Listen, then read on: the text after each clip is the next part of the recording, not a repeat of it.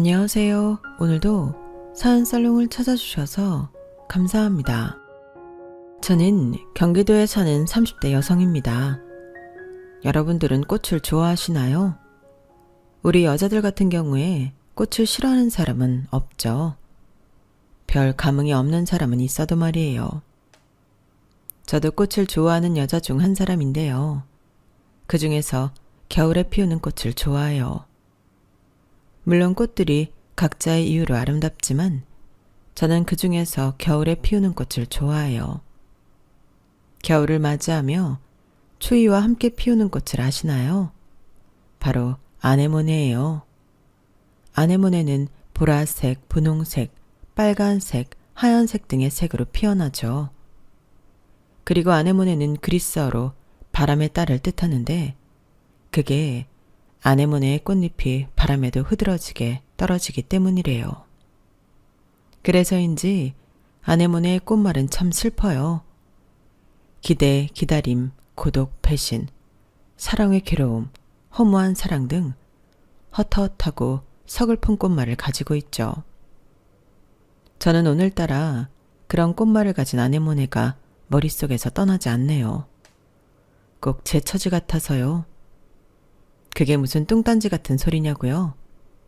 무슨 소리인지 알려드리기 전에 제가 질문 몇 가지 드릴게요. 여러분들은 배신을 당해본 적이 있나요? 혹은 배신감을 느껴보신 적은요? 아니면 믿는 도끼에 발등 찍혀보신 적은요? 있으신가요? 사실 인간관계라는 게 그래요. 제 마음대로 흘러가지 않을 때가 많잖아요. 그래서 배신이라는 것도 경험해 보신 분들이 계실 거라고 믿어요. 단 몇 분이라도 말이에요. 혹은 생각보다 많은 분들이 경험해 봤을지도 모르죠. 그렇게 생각하면 제가 겪은 일도 무수히 많은 사건들 중 하나라는 생각이 들어 안심이 되긴 하지만 사실 충격이에요. 그것도 저는 믿는 도끼에 발등을 찍힌 경우라 더 충격에서 헤어나올 수가 없네요. 제가 음식을 굉장히 좋아해요. 먹는 거에 진심인 사람이라 집에 식재료도 풍부하고 그릇이나 냄비도 종류별로 있어요. 그런데 그런 제가 식욕이 없더라고요. 그뿐이게요. 지금 저는 배신감과 온갖 생각으로 밤잠을 제대로 잘 수 없는 지경에 이르렀어요. 계속 뒤척이며 잠을 자지 못해요. 백색 소음을 들어도 마찬가지고요. 그러니 수면 부족으로 제정신이 아니에요. 지금 휴직 중이니 다행이지 아니었으면 사고 쳤을 거예요. 제가 미용사거든요. 이전에 불미스러운 일로 휴직을 했는데 지금 와서 보니 하길 잘했다 싶어요. 물론 제가 미용일을 10여 년 동안 이런 일이 없었지만요. 이제 제가 어떤 배신을 당했는지 궁금하시죠? 전부 다 말씀드릴게요. 저는 3남매 중 둘째로 위로는 오빠가, 아래로는 동생이 있어요. 오빠와는 연년생이고 남동생과는 2살 차이가 나요. 저희 3남매는 우애가 두터웠어요. 서로 다투는 일도 거의 없었고 서로를 배려하고 위해주는 남들이 부러워하는 남매 사이였죠. 저희 남매가 그렇게 클 수 있었던 건 같은 결핍을 가졌기 때문이에요. 그거 아시나요? 같은 결핍을 가진 사람들끼리는 서로 돈독해질 수밖에 없다는 사실을요. 물론 저희는 남매니까 동일한 환경에서 자랐으니까 비슷한 결핍이 있는 건 당연해요. 하지만 저희 남매는 그 결핍의 모양과 무게가 같았다고 할까요? 게다가 그 결핍으로 만든 욕구까지 닮았죠. 그래서 저희 남매는 서로를 더 잘 이해할 수 있었어요. 그런 유련을 공유한 사람들처럼 말이에요. 그럼 여기서 말씀드릴게요. 저희 남매의 가장 큰 결핍은 바로 엄마예요. 저희 남매를 키운 건 주 양육자는 저희 아빠와 친할머니 둘 뿐이에요. 오직 2분이 저희 남매를 키우고 보살폈죠. 엄마는 거기에 없어요. 어릴 때 찍은 사진에도 엄마는 찾아볼 수 없죠. 그럼 저희 엄마는 어디에 있었냐고요? 늘 방 안에 있었어요. 작은 골방에 늘 누워 있었어요. 아직도 기억이 나요. 그 방의 온도가 말이에요. 차가웠어요. 그리고 습했죠. 그 방이 늘 그늘이었거든요. 그리고 엄마는 우리 남매가 자기를 깨우면 신경질을 냈어요. 그러면서 할머니를 불렀죠. 애들 좀 데려가요. 날카로운 목소리로 소리를 질렀어요. 그럼 할머니가 혀를 차며 저희를 방 밖으로 끌고 나온 뒤에 문을 쾅 닫았죠. 그리곤 썩을 년 그랬어요. 그러니 행복을 담는 사진 속에 저희 엄마가 있을 수 있을 리 없었죠. 엄마는 자격 미달이었어요. 우리 남매 중 한 명도 엄마에게 제대로 안겨본 사람이 없어요. 따뜻한 말 한 번 들어본 적이, 아니 따뜻한 눈빛 한 번 받아본 적이 없어요. 그러니 우리 남매에게는 엄마는 가족이 아니었어요. 엄마는 그냥 우리 집, 저 방에 있는 사람이었죠. 그래도 엄마인 건 알았어요. 아빠가 말해준 것도 있지만 신기하게 핏줄이고 엄마라는 건 알았어요. 다만 세상의 빛을 보게 해준 사람, 그 이상도 그 이하도 아니었어요. 게다가 저희 엄마는 제가 5살 때 죽었어요. 그런데 오빠도 저도 엄마가 죽었다는 것을, 이제 세상에 없는 사람이라는 것을 알면서도 울지 않았어요. 슬프지 않았던 것 같아요. 그만큼의 애착이 없어서였을까요? 지금 생각해보면 그래도 엄만데 좀 울어주지 그랬어 하는 생각이 들긴 하지만 별 수 있나요? 그게 엄마 복이죠. 애들은 솔직하잖아요. 게다가 그때 아빠도 울지 않았어요. 만약 아빠가 울었다면 따라 울었을 텐데 조문객들이 보기엔 좀 이상했을 것 같아요. 그리고 제가 고등학생 때 엄마의 사연을 우연치 않게 듣게 되었어요. 할머니가 친구들과 이야기를 하는 걸 방 너머로 들었거든요. 우리 며느리? 아유, 말도 마라. 내가 다 키웠어. 이제 와서 하는 말이지만 애엄마가 애들을 그렇게 내버리는데 내가 어떻게 가만히 있어? 안 그래? 아니, 나는 애 낳고 지 새끼 품에 안 안아보는 엄마는 처음 봤다. 간호사가 안으라고 애 가져다 주니까 치우래. 날 딱 보더니 어머니라도 안으시든가요 하는 거야. 아니, 그럴 거면 만들긴 왜 자꾸 만들어? 셋이나 만들어서는 원. 그래놓고 어느 날에 지 혼자 갓비대? 화장실 문을 내가 먼저 열어서 망정이지. 애들이 봤어 봐. 내가 등골이 서늘해. 아직도 그때만 생각하면 악몽을 꿔. 내가 걔 화장할 때 그랬어. 다시는 보지 말자고. 우리는 악연 중에 악연이니까 나한테도 애들 아범한테도 내 새끼들한테도 절대 꿈에도 나타나지 말라고. 내가 그렇게 빌고 또 빌었어. 언제는 애들 아범 좋다고 결혼시켜 달라고 해서 시켜줬더니 애 낳고 그렇게 변해삐대? 내가 지 혼자만 애 낳나? 그렇게 저는 엄마가 산후 우울증으로 마음의 병을 키우다 그렇게 되었다는 사실을 듣게 되었어요. 그제서야 이해가 되더군요. 엄마의 장례식에서 아빠와 할머니에게 목을 조아리며 사과하는 외조부의 모습이 말이에요. 그리고 그제서 조금 원망했어요. 내가 우리 삼남매가 뭐가 그렇게 미워서 마음이 괴롭고 아팠는지 물어보고 싶기도 했고요. 그래서 어떤 밤엔 혼자 울기도 울었죠. 제가 꼭 잘못 태어난 존재 같기도 해서요. 뭐 솔직히 정확한 마음은 모르겠어요. 설명할 수가 없네요. 그러다 언제는 오빠에게 사실을 털어놓았어요. 그러더니 오빠는 제가 들은 게 정확하냐고 묻더니 그렇다니까 곰곰이 생각하더라고요. 그런데 아무리 사실이 그렇다고 해도 지금 우리 가족이 달라질 건 없어. 생각해봐. 그건 엄마의 선택이었고 그땐 우린 어렸어. 그러니 엄마의 마음이 치유될 수 있게 뭔가를 해줄 수 없었다고. 알아차리지도 못했잖아. 물론 그렇다고 그게 우리의 잘못은 아니야. 그렇다고 아빠의 잘못이나 할머니의 잘못도 아니지. 그냥 그럴 수밖에 없었던 거야. 그리고 잘못 태어난 아이? 글쎄, 난 꼭 그렇게 생각하진 않아. 어떤 존재도 잘못 태어난 존재는 없어. 그리고 우리가 지금 불행해? 아니잖아. 그냥 그럴 수밖에 없었던 거야. 우리가 어쩔 수 없었던 일들에 대해 너무 깊게 생각하지 마. 앞을 봐야지. 거기에 머물러선 안 돼. 저는 의연한 오빠의 모습을 보고 마음을 정리할 수 있었어요. 그리고 그 뒤로부터는 엄마에 대한 이야기는, 엄마의 존재는 다시 심연에 묻었어요. 그렇게 새로운 사실을 알고 길을 헤맨 저는 다시 다정한 저희 가족에게 돌아갈 수 있었죠. 다정한 저희 가족. 저희 가족은 정말이지 남들이 부러워할 만한 가족이었어요.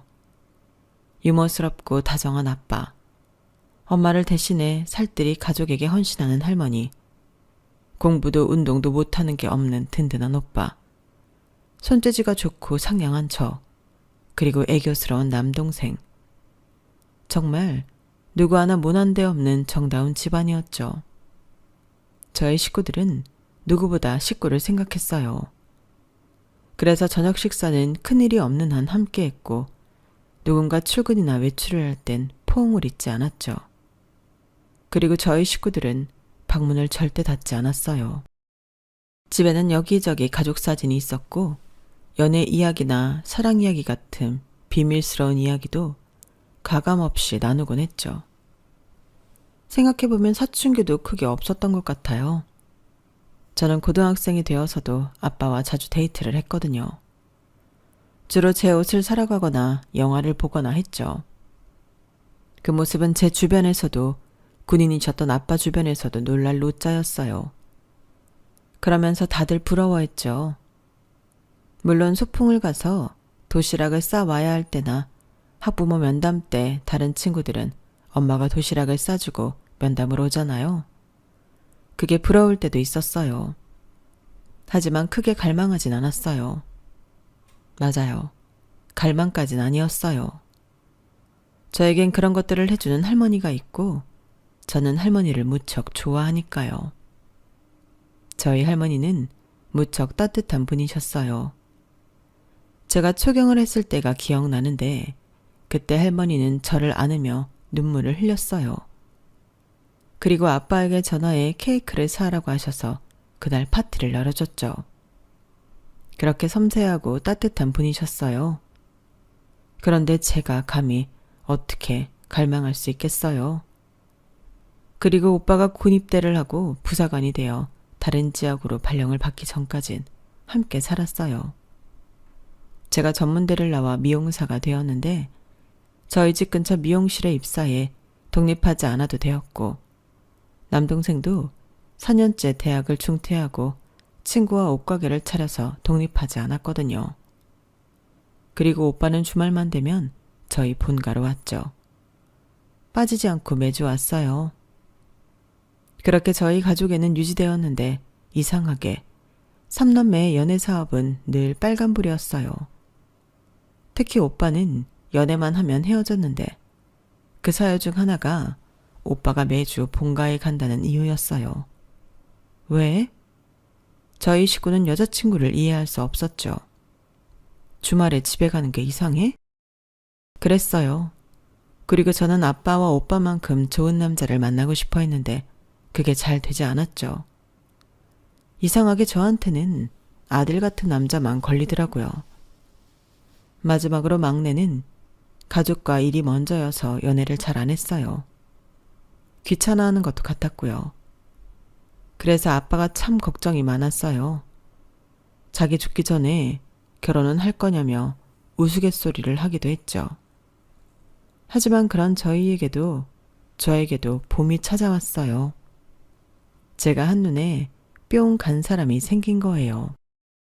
상대는 저희 미용실에 다니는 한 손님이었어요.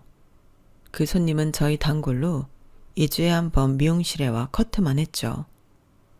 처음부터 제 고객이었어요.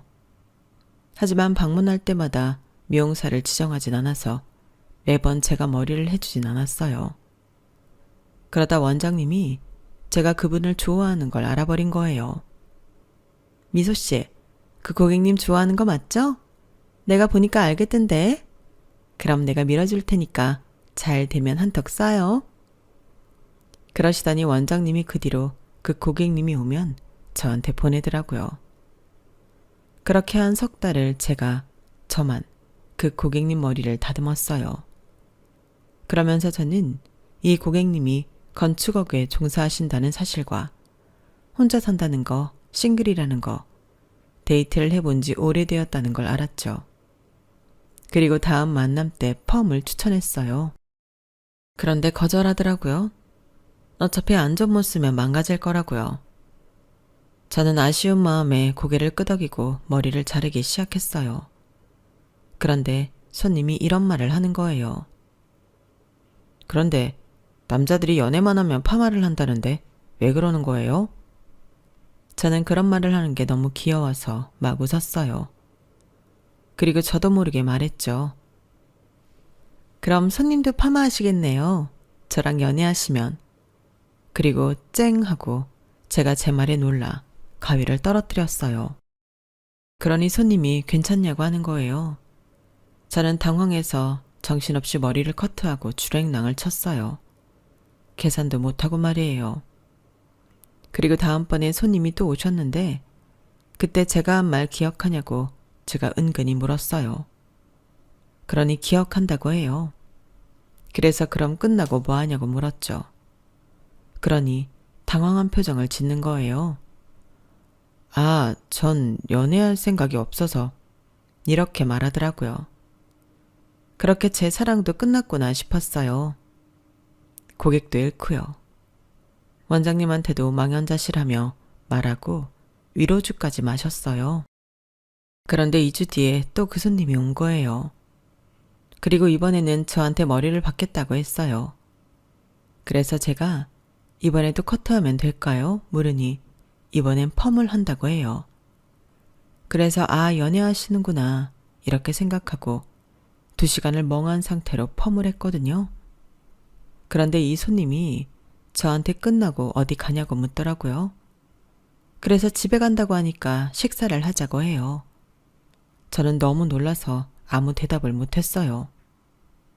그러니 그 손님이 자기 머리를 가리키는 거예요. 연애하면 파마한다면서요? 그래서 제가 끄덕이니까 뭐라고 하는 줄 아세요? 연애해보려고요, 미소 씨랑. 저는 제 이름도 여태 모르는 줄 알았어요. 그래서 정말 너무 놀랐는데 그 와중에 기쁘기는 엄청 기뻐서 고개를 세차게 끄덕였어요. 그렇게 저는 그 손님과 연애를 시작했고 연애는 순조로웠어요. 정말 제가 바라는 아빠 같고 오빠 같은 사람이었죠. 아니, 어쩌면 제가 사랑하는 콩깍지에 씌어서 비교조차 못한 것일 수도 있는데 단 한순간도 아빠나 오빠와 비교되지 않더라고요. 이게 정말 사랑인가 싶었어요. 그래서 연애 6개월 만에 제가 프로포즈 했어요. 출근할 때 가장 싱싱하고 아름다운 꽃으로 다발을 주문하고 퇴근하면서 받아와 남자친구 차에 오르자마자 꽃을 건넸죠. 그리고 결혼해달라고 했어요. 그러자 남자친구가 당황해요. 제 예상과 다르게 말이에요. 꽃다발도 받지 않고 머리만 극적이더니 그냥 차를 몰았어요. 제가 조금 삐져서 아무 말도 안 하고 창밖만 보니까 공원에 차를 세우더니 할 말이 있다고 했어요. 남자친구의 표정이 어두웠어요. 미소야, 내가 말하지 않은 게 있는데 나 사실 고아야. 어떻게 말해야 할지 내가 연애를 해본 적이 없어서. 그런데 네가 오늘 나한테 프로포즈 할 줄 알았더라면 어제라도 말했을 거야. 정말 숨길 생각은 없었어. 믿어줘. 그러면서 남자친구가 자기 이야기를 해요. 남자친구는 사실 신생아 때 보육원에 버려진 고아예요. 그러다 4살 때 처음 입양되어 6살 때 그 집에 아이가 생겼다며 파양되고 12살에 다시 입양되었다가 그 집 자식들이 괴롭혀서 15살 때 다시 파양되었어요. 그리고 성인이 될 때까지 보육원에 살다가 지원금을 받고 퇴소했죠. 남자친구는 그 돈으로 구할 수 있는 작은 반지하에서 막노동을 하다가 건축업을 배웠어요. 그리고 지금까지 그 일을 하고 있었죠. 연애는 정말 해본 적이 없었다고 해요. 자기 수준에, 자기 형편에, 자기 처지에 연애는 사치라고 생각했죠. 그런 마음에 쉽게 누군가를 좋아해 본 적도 없었어요. 누군가 자기를 좋아한다고 다가온 사람도 없었고요. 그러다 제가 눈에 들어온 거예요. 처음엔 엄청 고민했어요. 저한테 상처 줄 걸 뻔히 알아서 남자친구는 걱정이 많았어요. 그러다 보육원 친구에게 자기의 마음을 털어놓았는데 보육원 친구가 덜컥 화를 내더래요. 그럼 난 결혼을 어떻게 했니? 해냈니? 내 와이프가 날 불쌍하게 봐서? 아니면 내 와이프가 무슨 대단한 마더 테레사라서? 너 웃긴다. 우린 뭐 부모도 없으니까 사랑도 하지 말라는 거야? 그런 법이 어딨어? 있으면 말해봐. 너 지금 그 사람 놓치면 평생 지금처럼 혼자 사는 거야. 네가 이러니까 친구가 나밖에 없지. 너 당장 그 태도부터 고쳐. 그래서 용기를 냈어요. 남자친구 말로는 예약을 당겨서 미용실에 방문했다고 해요. 저는 남자친구의 진심 어린 고백에 남자친구를 안아주었어요. 나도 마더 테레사는 아니야. 그냥 오빠가 좋은 거고 오빠면 되니까 결혼하자고 한 거야. 지금 내가 오빠 이야기를 듣고 당황스러운 건 예상하지 못했기 때문인데 그렇다고 낙담할 건 없어. 나도 엄마가 없거든. 5살 때 돌아가셨는데 거의 없던 거나 다름없어. 서로 각자의 아픔이 있는 거 아니겠어? 그러니까 괜찮아. 그렇게 저희는 서로의 이야기를 실컷 털어놓은 뒤 결혼을 약속했어요. 그리고 며칠 뒤 남자친구와 둘이 아빠를 찾아뵈었죠. 다짜고짜 결혼을 하겠다고 말했어요. 그리고 남자친구 이야기를 털어놓았죠. 그러자 저희 아빠는 제 예상과 다르게 반대를 했어요. 남자친구를 돌려보내고 저한테 적어도 상대는 온전한 가족이 있어야 하지 않겠냐고 말하더군요. 그래서 제가 처음으로 아빠의 말에 반기를 들었어요. 그래도 아빠는 돌처럼 끄덕없더라고요. 그리고 제 친구들도 반대했어요. 제가 뭐가 모자라서 고아랑 결혼하냐는 소리까지 듣고 저는 모든 사람과 연락을 끊고 짐을 챙겨 남자친구 집으로 갔죠. 그렇게 보름 있었나? 그러니 아빠가 다시 집으로 오라고 해요. 그래서 결혼 허락하는 거 아니면 안 간다고 하니까 결혼하라고 하더라고요. 그렇게 어렵게 얻어낸 결혼을 하고 저는 조금 걱정했어요. 아빠가 집안에서 반대한 결혼이잖아요. 그래서 혹여나 제 남편을 나쁘게 대할까 걱정이었어요. 그런데 걱정과는 다르게 아빠도 그렇고 할머니도 그렇고 저희 남편을 사위로 대해줬어요. 마음을 열어준 덕분에 저희 남편도 저희 식구의 일원이 될 수 있었죠. 단란하게 가족들끼리 식사도 하고 아빠와 셋이 데이트도 하고 가족끼리 여행도 다니고요. 남편 덕분에 여행은 참 많이 다닌 것 같아요. 남자가 한 명 늘었다고 여행이 가뿐해지더라고요. 그리고 제가 시댁이 없잖아요. 그래서 그런 스트레스도 안 받았어요. 시댁살이에 대한 이야기를 친구들이 하면 이해를 못했죠. 그러더니 친구들이 하나둘 제 처지를 부러워하더라고요. 자기도 차라리 남편이 고아였으면 좋겠다나 뭐라나. 그땐 정말 우습기도 하고 시댁살이를 경험하는 친구들이 안쓰럽기도 하고 그랬어요. 여튼 저는 제 결혼 생활에 불만이 하나도 없었어요. 그리고 그건 남편도 마찬가지일 거라고 확신했죠. 그러다 재작년 저희 할머니가 당뇨로 돌아가셨어요. 저에겐 엄마 같은 할머니가 돌아가시니 저는 눈앞이 캄캄하고 머리가 아득했어요. 앞으로 어떻게 살아가지? 큰 기둥을 하나 잃었다. 이런 기분이었죠. 하지만 그때도 남편이 있어서 버텼어요. 남편이 참 든든하게 제 곁을 지켜주었거든요. 남편은 제때 식사를 챙겨주고 물티슈로 얼굴을 닦아주고 그랬어요. 조금 남사스럽나요? 그래도 전 너무 고마웠어요.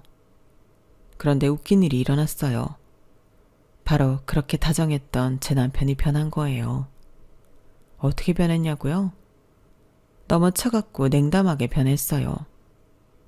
매일 저를 깨워주고 늘 고맙게 아침밥을 먹어주던 남편은 온데간데 사라지고 저보다 일찍 일어나 아침밥도 먹지 않고 출근을 해버렸죠. 그뿐인 줄 아세요? 제가 저녁을 차려두고 기다리는데 남편은 오지 않았어요. 늘 10시나 되어서 집으로 돌아왔죠.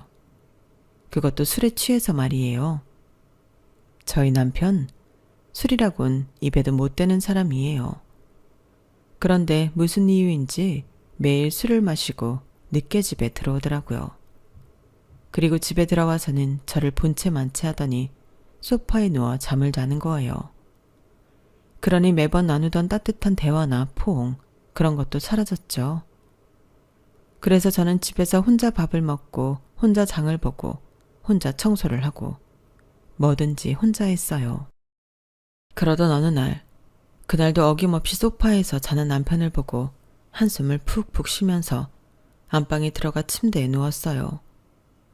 그런데 그날따라 눈물이 나더라고요. 그래서 소리내서 엉엉 울어버렸어요. 그러니 남편이 안방으로 들어왔어요. 왜 그래? 시끄러워서 잠을 못 자겠잖아. 저를 보고 그렇게 말하더라고요. 저는 그게 서러워서 더 크게 울었어요. 그러니 남편이 한숨을 쉬면서 안방문을 닫아요. 그리고 현관문이 열리는 소리가 들리더라고요. 방을 나가보니 남편이 이미 집을 나갔더라고요. 저는 너무 충격을 받고 서러워서 그 자리에 주저앉아 울다가 소파에서 잠들었어요. 그리고 남편은 아침에 들어왔는데 저를 쳐다도 보지 않고 씻으러 들어가더라고요. 그래서 제가 남편이 씻고 나올 때까지 기다렸어요. 그리고 남편을 졸졸 쫓아다녔죠. 그러니 남편이 인상을 팍 썼어요. 제가 처음 보는 얼굴이었죠. 제발 좀 그만해. 너 때문에 숨 막혀서 하루하루 살 수가 없어. 날 좀 내버려 둘 수 없어? 제발. 제발. 저는 너무 당황스러웠어요. 그래서 아무 말도 못했죠. 남편은 화를 참을 수 없는 것처럼 보였어요. 갑자기 쿠션을 벽에 던졌죠. 그리고 결혼 사진을 던지려다 화장대에 엎어놓았어요. 나 좀 내버려 둬. 지금 내가 간신히 참고 있거든? 터지기 전에 건들지 마. 그리고 출근을 했어요. 저는 너무 억울했어요. 제가 뭘 어떻게 건드렸다는 거죠? 저는 아무것도 안 했고 오히려 편한 건 남편인데. 저는 정말 억울했어요. 남편이 던진 쿠션을 정리하며 또 울었죠. 정말 눈물이 마르는 날이 없었어요. 그리고 그날 그런 제 마음을 아는지 저희 아빠가 전화가 오더라고요. 딸, 뭐하니? 밥은 먹었어? 안 먹었으면 집으로 오라고. 아, 먹었다고? 한서방도 같이 먹었니? 일 때문에 요새 많이 늦는구나. 우리 딸 심심하겠네. 아빠가 지금 갈까? 아니면 일만 하고 우리 딸 놀아주지도 않는 한서방 아빠가 혼내줄까? 아이고, 그래도 남편이라고 감싸긴. 그런데 요새 한서방 많이 바쁘니? 아니, 전화를 해도 통 받지를 않아서. 왜 전화했긴? 장인어른이 간간히 사위한테 전화도 하고 그러는 거지. 저는 아빠의 그 전화에 엉엉 울었어요. 그러자 아빠가 놀라서 상황을 묻는 거예요. 그래서 제가 남편이 변했다고 저에게 너무 쌀쌀맞게 구는데 이유를 모르겠다고 했어요. 그러자 아빠는 잠깐 아무 말이 없더니 알겠다고 했어요. 그리고 전화를 끊었죠. 저는 아빠가 해결해 줄 거라고 생각해서 남편을 기다렸어요. 그런데 남편이 와서 어떻게 했는지 아세요? 온 집안 물건을 다 부셨어요. 그릇이며 액자며 화병이며 깨질 수 있는 것들은 다 벽에 던졌죠. 남편은 던지고 저는 비명을 지르고 난리도 아니었어요. 그리고 그때가 저녁 10시가 넘어서 결국 경찰이 왔어요. 경찰이 남편을 저지하고 남편을 체포하려고 했어요. 그래서 제가 별일 아니라고 제발 남편 좀 풀어달라고 그랬어요. 그러니 경찰이 미심쩍은 표정으로 저를 보다가 남편을 풀어줬어요. 그리고 저는 주민들에게 사과를 하고 현관문을 닫았어요. 그리고 뒤를 보는데 난장판이 된 집에 한숨이 나오고 이 지경을 만들고 취해서 자는 남편의 두 숨이 나오더라고요. 저는 밤새 집을 치웠어요. 그리고 남편을 침대로 옮기고 남편이 일어나길 뜬 눈으로 기다렸죠. 저희 남편 알람이 필요 없는 사람이거든요. 그날도 어김없이 6시에 눈을 뜨더라고요. 제가 일어났냐고 북엇국을 끓여놨으니 먹으라고 했어요. 아니 됐어. 당신이 거기에 뭘 넣었을 줄 알고. 독약이라도 탔을 것 같아. 못 먹겠어. 그리고 또 운 거야? 정말 지겨워. 언제까지 그렇게 울 건데? 운다고 뭐가 해결돼? 달라져? 당신 때문에 이제 우는 여자는 지긋지긋해. 앞으로 내 앞에서 울지 마. 울었던 거 티내지도 마. 얼굴 치워. 짜증나고 메스꺼려. 비켜. 화장실 갈 거야.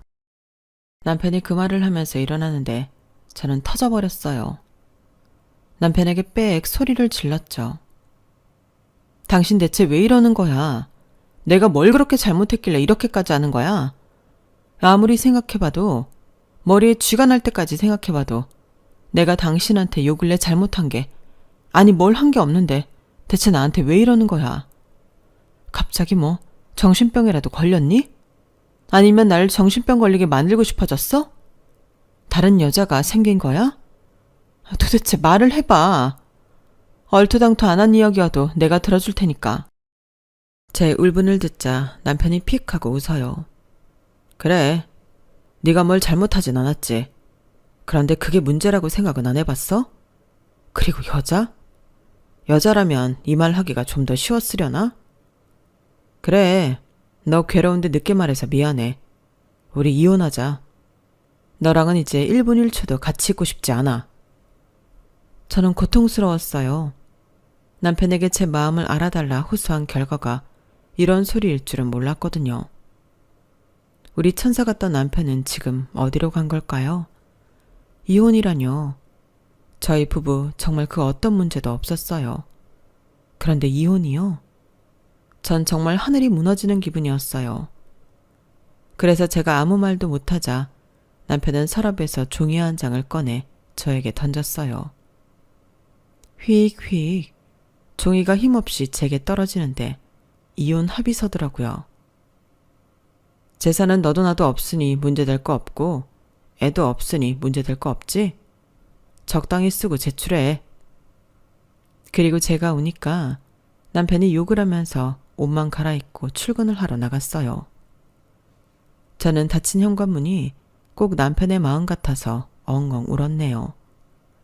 그리고 그 이후로 제 상태는 좀비 같았어요. 하루 종일 이혼 생각만 했죠. 일에도 집중할 수 없었어요. 그래서 일단 휴직했죠. 그리고 집에서 내내 남편만 기다렸어요. 그런데 남편이 보름 만에 집에 돌아왔죠. 다짜고짜 제 얼굴을 보더니 언제까지 안 줄 거냐고 물어봤어요. 이혼 합의서 말이에요. 그래서 제가 정말 이혼이 하고 싶냐고 물었어요. 그러니 고개를 끄덕여요. 왜? 물었어요. 그러니 자기 행동을 보면 모르냐고 해요. 이제 더 이상 저를 사랑하지 않는다고요. 그래서 저는 남편이 보는 앞에서 합의서를 다시 썼어요. 눈물이 앞을 가리더군요. 그래도 꾹꾹 눌러 담아 썼어요. 그리고 남편에게 건넸죠. 고마워. 짐은 나중에 찾으러 올게. 남편이 이렇게 말하고 일어났어요. 그리고 제가 여자가 생긴 거냐고 물었어요. 남편이 저를 지나쳐 현관으로 향했어요. 여자가 생긴 거면 그게 더 다행이지. 신발을 신으며 그러더라고요. 저는 그렇게 남편을 보냈어요. 그리고 다음날 남편과 합의서를 제출했고 혼자서 오지도 않을 남편을 기다렸어요. 그런데 남편에게선 전혀 연락이 없었고 오빠에게서 전화가 왔어요. 저희 아빠가 쓰러졌다고 급한 목소리로 말했어요. 저희 아빠 심장병이 재발한 거예요. 저희 아빠가 오래전부터 심장이 안 좋았거든요. 그래서 몇 년째 심장약을 먹고 계세요. 그런데 한동안 괜찮았어요. 천천히 운동도 하고 식단 관리도 하고요. 금연도 계속하고 있어요. 그런데 길을 걷다가 쓰러져 응급실로 이송 중이라는 거예요. 저는 너무 놀라서 벌떡 일어나 응급실로 갔어요. 그러면서 택시에서 남편에게 전화를 했죠. 그러니 남편이 한참 말이 없었어요. 원래 심장병 있었잖아. 심장이 얼마나 중요한 기관인지 알면서 그래. 심장이 막 간 거면 애초에 막 간 거지. 그런데 뭔 호들갑이야. 이렇게 될 줄 몰랐어? 그럼 뭐 너희 아빠는 얌전하게 자면서 죽을 줄 알았어? 보상이라도 누릴 줄 알았냐고. 웃기네. 자업자득인 거야. 자승자박인 거라고. 그러니까 나한테 전화해서 질질 짜지 말고 장례식에서나 불러. 그렇게 남편은 전화를 끊었고 저는 정신이 혼미해질 정도로 울다가 택시에서 내렸는데 설상가상으로 아빠가 돌아가셨더라고요. 뒤늦게 온 오빠와 남동생이 무릎을 꿇고 울고 저는 더 이상 눈물도 나지 않아서 차갑게 식은 아빠의 몸을 바라보고 있었어요. 저는 거의 좀비 같은 상태로 아빠 장례식을 준비했어요. 그리고 남편에게 전화를 해 아빠가 돌아가셨다고 장례식장 장소를 알려줬는데 아무 말이 없더라고요. 그래서 나보고 가서 시중이라도 들라는 거야? 우리 지금 이혼 조정 중인 거 잊었어? 우리가 지금 부부라고 생각하는 거야? 우린 이제 곧 남남이라고. 그런데 지금 거길 오라는 건 부조금이라도 땡겨보겠다는 거야? 당신이나 당신 가족이나 참 속보인다. 너무한다고. 그렇게 말하고는 전화를 끊었어요. 저는 일단 하루를 기다렸는데 정말 남편은 오지 않았어요. 그래서 남편이 일어나기 전에 남편의 오래된 친구에게 전화해 남편의 거처를 알아낸 다음 남편을 찾아갔죠. 비밀번호는 냅다 저희 결혼기념일을 눌러봤는데 문이 열렸어요. 솔직히 그것도 기가 막혔어요. 어제는 이제 저희는 부부도 아니고 남남이라느니 그런 말을 해놓고 현관 비밀번호는 저희 결혼기념일이냐뇨. 그리고 더 기가 막힌 건 뭔지 아세요? 남편이 그 시간에 깨어있는 거예요. 그리고 놀랍게도 울고 있는 거예요. 저희 남편이 말이에요. 그 큰 덩치로 어깨를 흔들며 울고 있다가 문이 열리는 소리에 덜컥 놀라 저를 보더군요.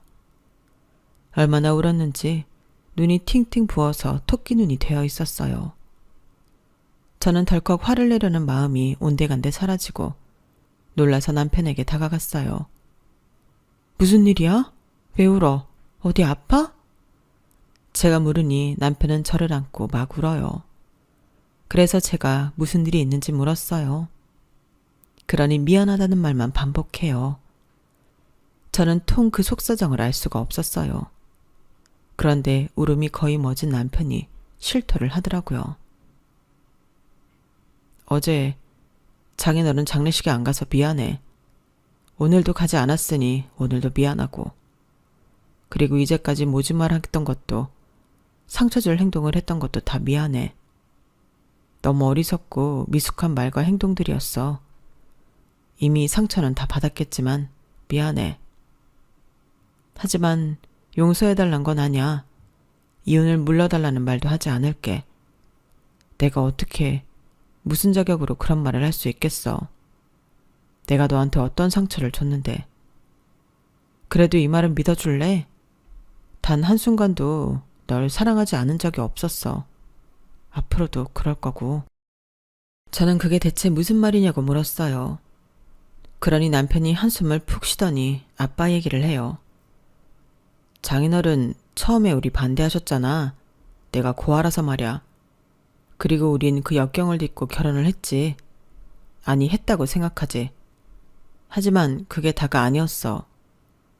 그러면서 남편은 아빠가 자기를 엄청 지독하게 싫어했었다고 말하는 거예요. 한 번도 자기를 사위로 생각한 적이 없었다고요. 그리고 차근차근 저에게 이야기를 해줬어요. 결혼을 하기 전날 11시나 돼서 아빠가 남편을 찾아왔어요. 남편의 자취방을 이리저리 둘러보더니 한숨을 푹푹 쉬었어요. 그리고 아빠는 침대에 걸터 앉았어요. 남편은 눈치를 보다 테이블 앞에 앉았고요. 기껏 지낸다는 데가 이런 데면 말은 다 했고, 차도 지난번에 받고 구형 그랜저 중고로 산 거 맞지? 그럼 이제껏 모은 돈은 얼마나 되나? 고하니까 따로 부양할 가족도 없을 거고, 사는 거 보니 달리 나가는 데도 없을 것 같은데. 아, 아니다. 말하지 마. 들으면 괜히 심란할 것 같다. 내가 오늘 찾아온 건 너한테 당부할 말이 있기 때문이야.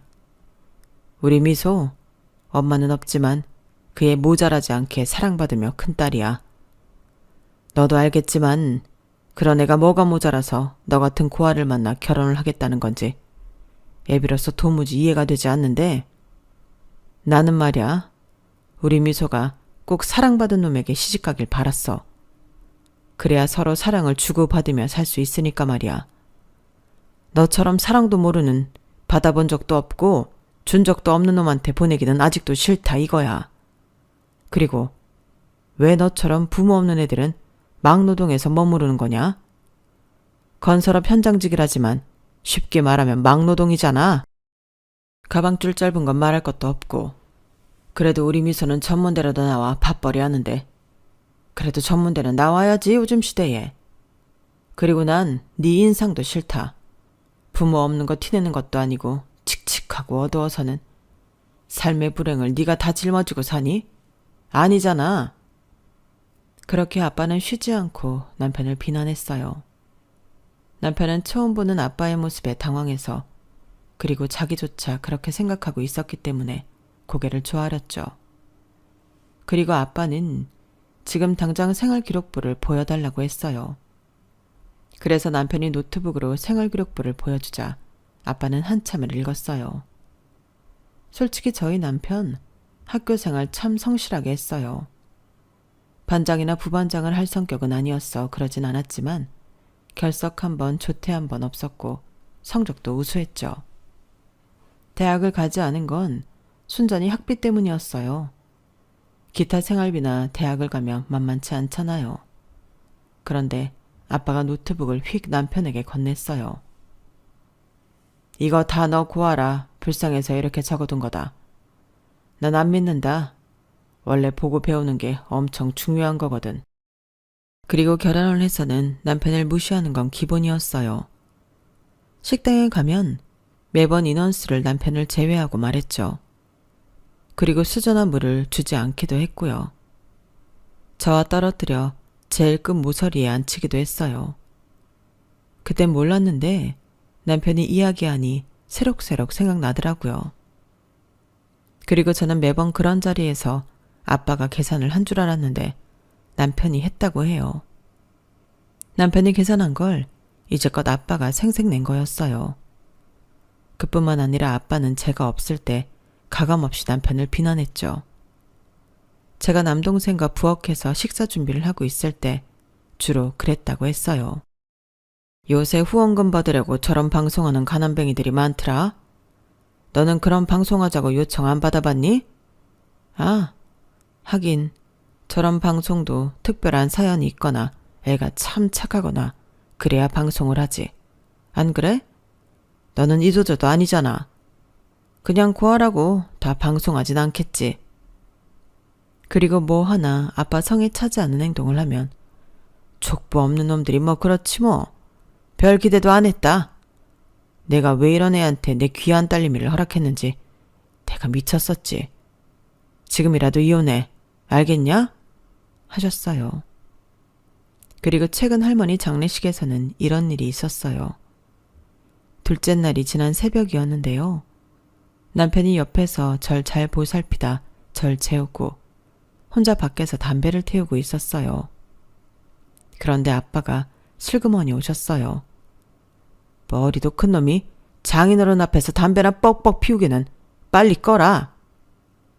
남편이 아빠의 말에 담배를 끄고 또 죄인처럼 고개를 숙이고 있었어요.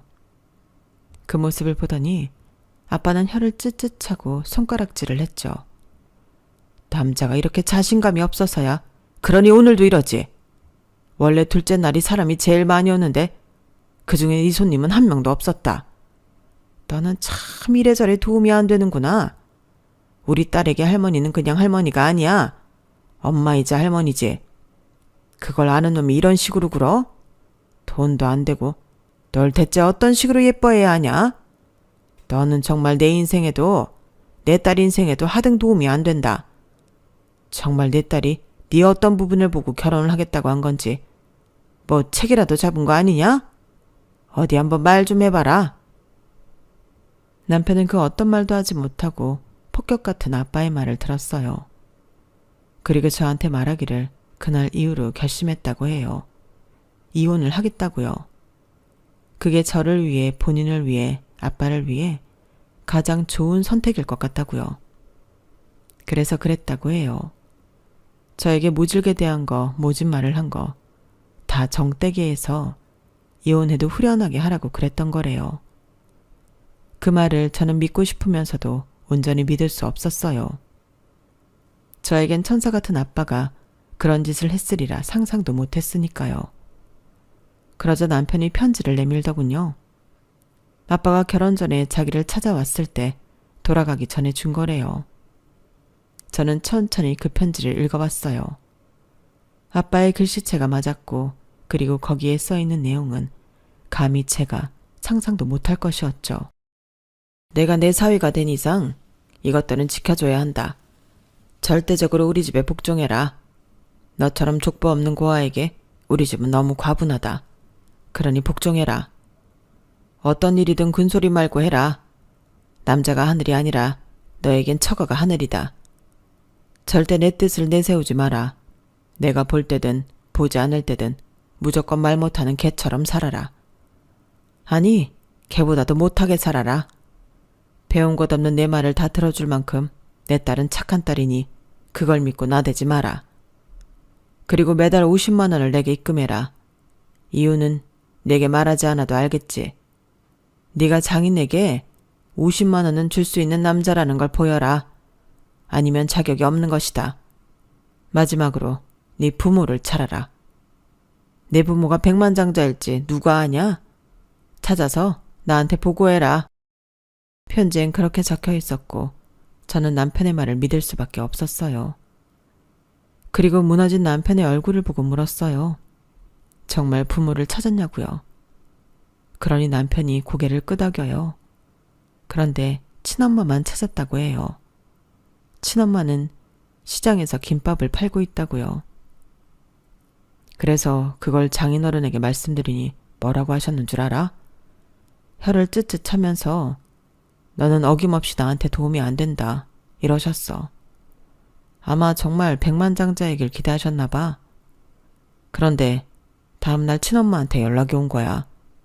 장인어른이 왔다 갔다고. 그래서 죄송하다고 하니까 죄송할 건 없고 미안한 건 자긴데 다시 만나지 말자고 그러더라. 모르는 사람으로 살자고. 자기 죽어도 오지 말라고. 무슨 일이냐고 물으니 덜컥 와서는 재산 이야기, 유산 이야기 하셨다고. 털어도 10원 한 장 안 나오니까 그냥 가셨다고. 남편은 그 뒤로 아빠가 자기에게 더 쌀쌀 맞아줬다고 그랬어요. 어떤 때는 그냥 전화를 해서 욕만 한 바가지 하고 전화를 끊었다고 해요. 남편은 정말 자기가 어거지로 키우는 개가 된 기분이었다고 해요. 남편은 오직 저 하나만 보고 버텼다고 말했어요. 그런 남편을 보니 속도 모르고 매번 친정에 남편을 끌고 간 제가 너무 미웠어요. 그래서 남편을 끌고 사과했죠. 그리고 남편의 목을 보는데 로프 자국이 있는 거예요. 그걸 보고 울음이 터져서 같이 부둥켜 안고 몇 분을 울었네요. 그리고 저는 장례식장으로 다시 가서 오빠와 남동생에게 남편에게 들은 아빠의 만행을 모두 이야기했어요. 그러자 오빠는 장례식에서 무슨 이야기를 하는 거냐고 하더니 나중엔 자기도 알고 있었다며 시인하더라고요. 그래요. 아빠는 오빠와 남동생 앞에서도 제 남편을 무시하고 헐뜯은 거예요. 저는 참지 못하고 아빠의 영정사진을 손으로 가리켰어요. 나 지금부터 남편이랑 집으로 갈 거야. 남은 장례식은 둘이 알아서 처리해. 절대 나 부르지 마. 장례뿐만이 아니야. 제사도 둘이 알아서 해. 못하겠으면 빨리 결혼해서 와이프들한테 부탁하든지. 난 안 해. 내가 들은 게 사실인 걸 안 이상 난 아빠한테 더 이상 해줄 게 없어. 아니, 솔직히 죽은 아빠라도 불러내서 남편에게 사과하라고 하고 싶은 심정이야. 그러니까 앞으로 집안일에 나 절대 부르지 마. 우리 남편도 마찬가지야. 결국 방관한 오빠도 너도 똑같은 사람이야. 나는 지금 우리 남편한테 미안해서 쪽팔려서 혀 깨물고 죽고 싶은 걸 꿋꿋이 참는 중이거든? 그러니까 절대 나 부르지 마. 그렇게 말하고 남편의 손을 잡고 장례식을 빠져나왔어요. 그리고 저희는 이혼을 포기했죠. 같이 집으로 돌아와 오래 이야기를 했고 결국엔 저도 남편과 마찬가지로 고아가 되기로 했어요. 가족을 버린 거죠. 그리고 저희에겐 새 생명이 찾아왔어요. 결혼 5년 만에 말이에요. 정말 소중하고 감사해서 남편과 매일 행복한 날들을 보내고 있어요. 다만 배신의 상처는 아직 아물지 못하고 있죠. 사과받아야 할 사람이 이 세상에 없으니까요. 아마 시간이 걸릴 것 같아요. 혹시 제가 회복할 방법이 있다면 여러분들이 댓글로 많이 알려주세요. 빨리 이 트라우마로부터 도망치고 싶네요. 태어날 아이에게 좋은 영향만 주고 싶어요. 그러니 여러분들의 댓글과 응원 꼭 남겨주세요. 여기까지 저의 사연입니다. 고민처럼 털어놓았지만 들어주셔서 감사드리고요. 여러분들은 세상 소중한 가족과 항상 사랑 넘치고 행복하시기를 바랍니다. 여러분, 사연 댓글에 응원과 현명한 조언 부탁드려요. 좋아요와 구독은 저에게 큰 힘이 됩니다. 오늘도 좋은 일 가득하세요.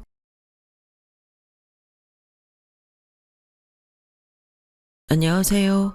오늘도 사연살롱을 찾아주셔서 감사합니다. 서울 사는 30대 이혼녀예요. 직업에 귀천이 없다고 하죠? 저도 그렇게 믿고 있지만 세상 사람들은 안 그렇더군요. 특히 저희 시모는 직업 갖고 사람을 무시하고 비난해대기 일쑤였어요. 일반적이지 않은 직업을 갖고 있다고 말이죠. 전 전문대를 졸업하고 메이크업 아티스트로 일하고 있고 저희 친정엄마는 무당, 친정아빠는 사설 탐정이에요. 그런데 하필이면 남편이 종갓집 장손이었기에 보잘것없는 집안 딸내미가 뼈대 있는 가문에 멱칠한다며 얼마나 무시했는지 몰라요. 그놈의 종갓집이 뭔지 1년에 제사를 13번씩 지냈다니까요.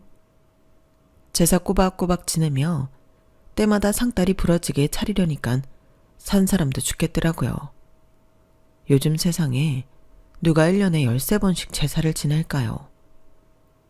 얼굴도 모르는 조상님 제사를 그렇게 지내려니 어찌나 화딱지가 나든지 지금도 억울하고 분해 죽겠네요. 평소에 시모는 제게 4년째도 못 나오고 전문대 나와서 남 얼굴에 분칠하는 일 한다며 맨날 꼽사리를 줬어요. 그런데 어이없는 건 무슨 행사가 있을 때는 꼭 저한테 메이크업 해달라며 부탁하더군요. 그럴 때만 시모 웃는 낯짝을 구경한 것 같네요. 제가 프리랜서로 일하고 있었는데 제사쯤 되면 일도 못 나가게 막더라고요. 저 아니면 누가 제사상 차리겠냐면서 말이죠. 대체 저 시집 오기 전엔 13번 제사를 어떻게 지내왔던 건지 알 수가 없었어요. 아주 며느리인 저를 일모시켜 먹어서 안달인 사람이었죠. 그동안 남편은 뭐 했냐고요? 남편은 순 거짓말쟁이에 비겁함이 겹겹이 쌓여 당최 속을 알 수 없는 인간이었어요.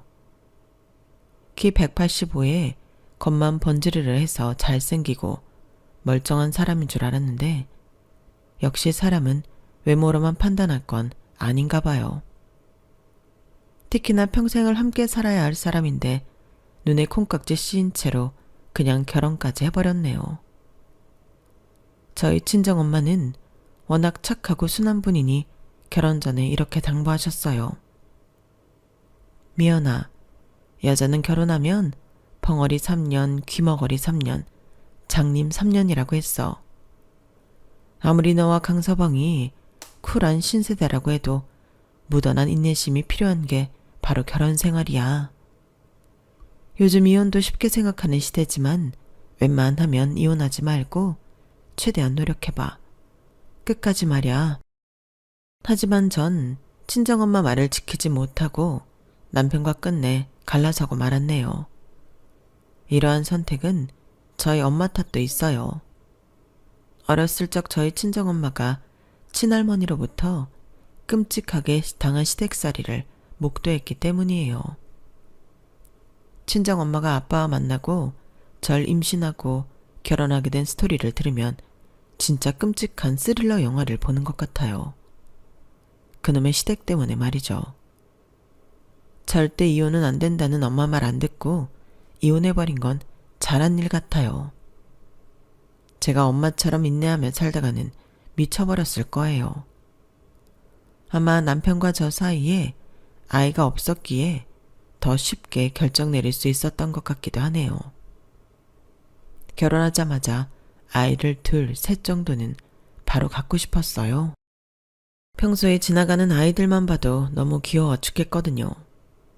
그런데 아이와 관련된 문제도 얘기하자면 한숨만 나오네요. 제 탓이 전혀 아니었거든요. 아휴, 남편과 시댁만 생각하면 아직도 자다가도 벌떡벌떡 일어나요. 너무 억울한 부분이 많았기 때문이에요.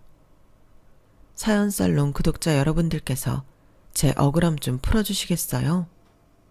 더불어 기구한 운명을 살아온 우리 엄마의 한도 좀 풀어주세요. 본인이 나름 무당이라 다른 영혼들의 한은 잘 풀어주면서 정작 본인 마음속에 쌓인 한은 못 풀고 있네요. 우리 모녀의 기가 막힌 사연을 한번 들어봐 주세요. 그럼 지금부터 시작할게요. 저희 엄마 아빠는 현재 소박하고 행복하게 잘 살고 계세요. 아마 친할머니 친할아버지가 애초에 안 계셨었다면 처음부터 지금까지 쭉 행복하게 살 수 있었을 거예요. 하지만 그놈의 돈이 뭔지 아빠 집안이 지방에서 꽤 크게 피역 사업을 하셨기에 아빠는 완전히 그 지방 프린스였어요. 실제로 아빠 보고 도련님이라고 부르시는 그 지역 어른들을 많이 보기도 했고요. 할아버지가 전쟁 때 이 지역으로 피난와서 자수성가하며 일으킨 사업이라고 하더군요. 그러니 할아버지와 할머니는 며느리도 돈 많은 집안 딸내미가 들어와 자신들이 일으킨 부를 더 증폭시키고 싶었겠죠. 원래 돈 있는 사람이 더 욕심 많이 부리는 법이잖아요. 그런데 거의 고아나 다름없는 울 엄마가 공장에 말단 직원으로 들어와서 울 아빠랑 눈이 맞아버리니 우리 할머니 입장에선 엄청나게 충격이었겠죠. 아빠와 엄마 사이가 들킨 이후로 핍박받은 이야기는 정말 눈물 없인 들을 수 없는 스토리예요. 엄마로부터 이 이야기를 들을 때마다 감정이입이 되어 눈물이 흐르곤 했죠. 네 할머니가 얼마나 독한 양반이었냐면 내가 네 아빠와의 사이에서 덜컥 혼전 임신이 되어 우리 미연이를 갖게 되자 엄청나게 공격해 오더구나. 목표는 딱 한 가지. 우리를 못 살게 하는 거였겠지. 나 몰래 음료수에 약을 타서 먹이려고도 하고 다른 사람 시켜서 확 밀어버리기도 하고 별별 짓을 다 하더라고. 하지만 꿋꿋이 버텼어. 조실부모하고 내 핏줄이라곤 뱃속에 아기밖에 없는데 내 자식을 잃긴 죽기보다 싫었지. 아빠한테 제발 날 버리라고 사정하기도 했지만 아빠도 엄마를 많이 좋아했으니 도저히 헤어지지 못하겠더구나. 그렇게 우여곡절 끝에 네가 태어난 거야. 엄마는 출산을 하고 나면 니네 할머니가 두 손 들고 그냥 우리 결혼을 이해해 줄 줄 알았어. 그런데 웬걸? 더 악독해지더구나. 니네 할머니의 두 번째 목표는 바로 우리를 이혼시키는 거였지. 엄마는 이렇게 시댁에 의해 핍박받는 속에서도 최대한 잘 살아보려 하셨어요. 그런데 덜컥 신병이 와버렸죠. 언젠가부터 엄마가 시름시름 앓기 시작했어요. 학교에 갔다 와서 엄마를 보면 늘 누워 계셨어요. 아빠는 엄마를 서울에 있는 큰 병원에 여러 곳에 다 데려갔지만 병원 측에서도 원인을 찾지 못했어요. 안 그래도 눈에 가시 같은 며느리가 이유도 모를 병으로 누워만 있으니 할머니의 증오는 더욱 심해졌어요. 할머니를 보면 맨날 어떻게 하면 우리 엄마를 더 악랄하게 괴롭힐 수 있을지만 연구하는 사람 같았죠. 어린 저에게 엄마에 대해 아주 나쁘게 말하는 건 기본이었어요. 얘 미연아, 저년 저기 또 쳐누워있는 것 좀 봐라. 아주 내 속이 다 뒤집어진다. 뭐라고요, 할머니? 지금 누구 보고 이년저년 하는 거예요? 누구긴 누구냐? 네 잘난 엄마 보고 하는 말이지. 배운 게 없고 돈도 없는 보잘것없는 며느리면 몸으로라도 열심히 살림을 해서 때워야 할 것 아니냐.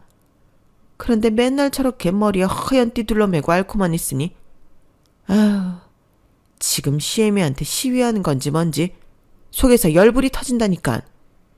이혼하래도 이혼도 안 하고 말이야. 할머니, 다시는 내 앞에서 우리 엄마 욕하지 말아요. 맨날 우리 엄마 고 하나 다름없다 어쩐다 하는데 할머니도 전쟁 고아였다면서요. 내가 다 알고 있다고요. 우리 엄마 욕하는 할머니가 너무 싫었어요. 할머니가 없어지길 바란 적도 있었죠. 할아버지는 사업하느라 바빠서 우리 엄마를 괴롭힐 시간도 없었어요.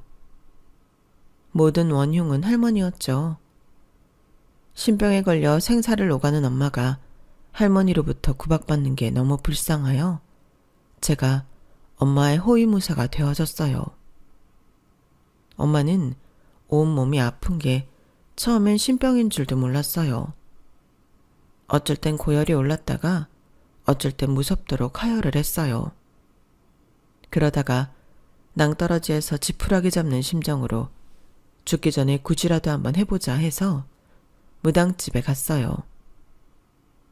잘 걷지도 못하는 엄마를 초등학생인 저와 아빠가 양쪽에서 부축해서 들어갔어요. 그랬더니 무당이 대뜸 엄마에게 그러더군요. 어라, 무당 한 명 추가요. 지금 온몸이 아파서 죽겠지?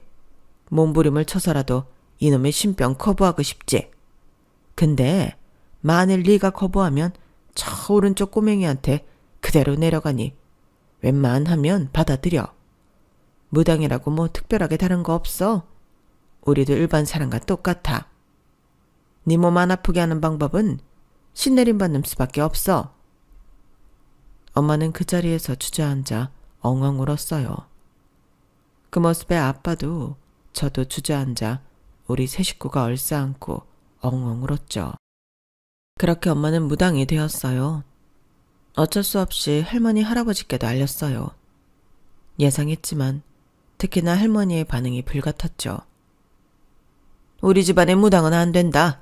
절대 안 돼. 아니다. 차라리 잘 됐다. 이참에 이혼해라. 아들아, 이 애미 죽는 꼴 보고 싶지 않으면 당장 전신병든 전현이랑 갈라서. 아빠는 평소에 답답할 정도로 할머니 할아버지 앞에서 큰소리치지 못했어요. 시댁살이로부터 엄마를 지켜주려고는 했지만 꽤 소극적이었죠. 그도 그럴 것이 큰아들로서 반항했다가 자칫 재산을 한 푼도 못 물려받을 수 있었거든요. 그 돈이 탐난다기보단 평생을 할아버지 밑에서 일해왔으니 그 나이에 다른 곳에 가면 일자리도 못 구한다고 생각했던 것 같아요. 전형적으로 온실 속의 화초를 자란 분이었어요. 그런 아빠도 엄마가 저렇게 아파서 어쩔 수 없이 신내림을 받게 되자 적극적으로 변호해 주더군요. 엄마, 제발 그만 좀 하세요. 사람이 다 죽어가게 생겼는데 그럼 가만히 있어요? 신내림이든 그보다 더한 짓이든 사람 먼저 살리고 봐야 할 거 아니에요. 무당되면 사람이 달라져요? 미연엄마는 그대로 미연엄마예요. 저 앞으로 가만히 있지 않을 거예요. 이혼 같은 소리 절대 꺼내지 마세요. 평생 순종할 것 같던 아빠가 이렇게 강경하게 나가자 할머니는 더 악독하게 나가더군요. 참으로 지독한 양반이었어요. 정말 악마가 따로 없었죠. 어느 날인가 학교에 다녀와 보니 엄마가 갑자기 없어졌어요. 쪽지 한 장 달랑 남겨두고 말이죠. 쪽지엔 이렇게 써 있었어요. 난 그동안 다른 남자가 있었어.